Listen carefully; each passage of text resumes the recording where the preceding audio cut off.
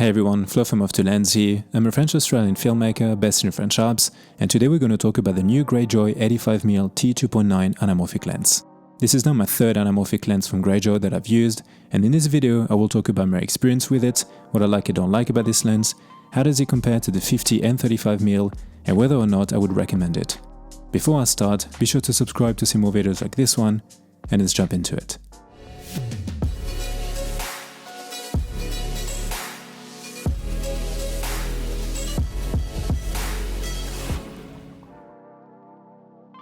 Disclaimer, Greyjoy did send me this lens for me to keep, but as always, this is my honest opinion and I do not get to modify the content of this video.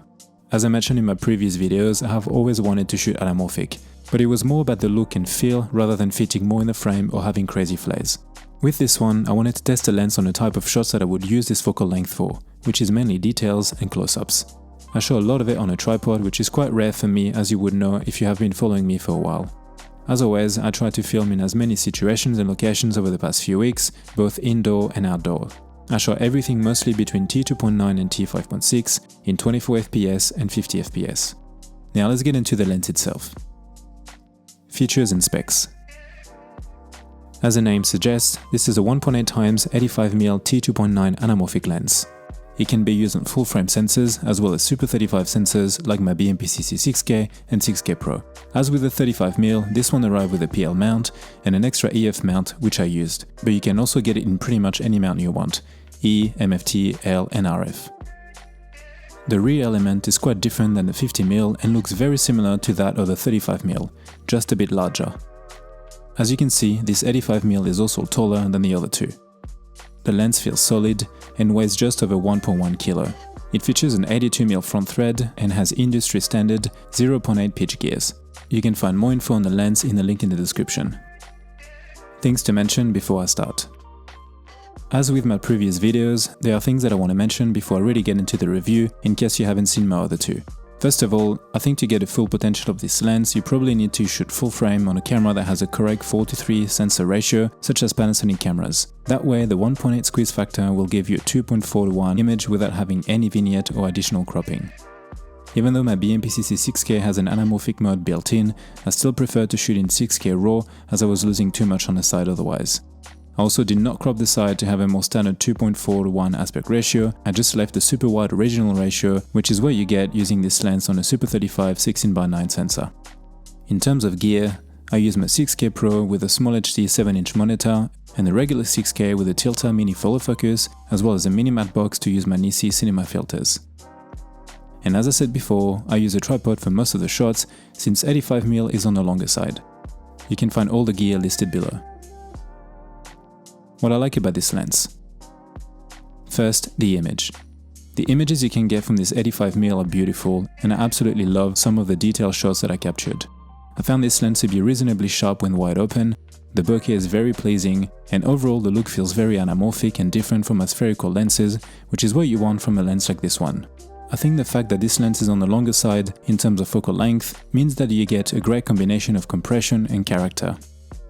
I even decided to grade some of my test footage in black and white as I felt it suited this scene and the lens, and I loved the results. I also like the fact that I was actually able to shoot an entire sequence just with this 85mm, which surprised me. The next thing I like is the flares. I've always said that I'm not a huge fan of crazy flares and that I prefer to have not enough than too much. I love the flares from the 50mm, but they were definitely lacking with the 35mm. With this 85, it is a perfect amount for me. You can get the lens to flare when pointing at the sun or at harsh light, but it isn't distracting and you can avoid it if you want to.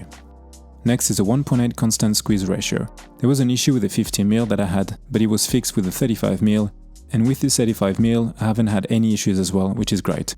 I did my usual very quick test with the phone since it is an item that we're so used to, and as you can see it stays the same. I haven't noticed any issues with the rest of the shots. As with the 35mm, this lens now features markings in both meters and feet. And finally, the lens is very nice to use. The focus through and aperture rings are super smooth and precise. And breathing is also very well controlled.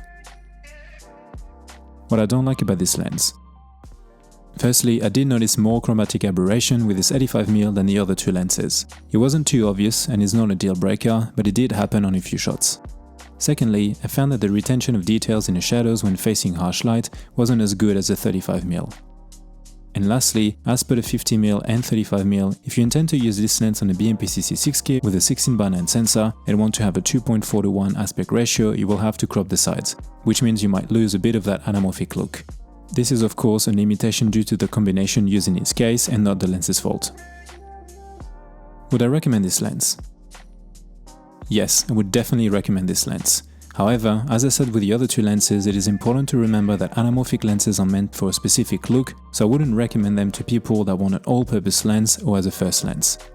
In my opinion, this 85mm should be a no-brainer for anyone currently owning the 50 or 35mm, as it makes a great and versatile set. And it is also a great option for anyone looking to get a tight anamorphic lens with a reasonable price. The image is beautiful and the shooting experience is great. Feel free to watch my reviews of a 50mm and 35mm as well. That's it for me for today, guys. Hope you've enjoyed this review of the Greyjoy 85mm anamorphic lens. Don't forget to subscribe and let me know in the comments which of the three lenses you would get first. As always, thanks for watching and I'll see you in the next one. Bye.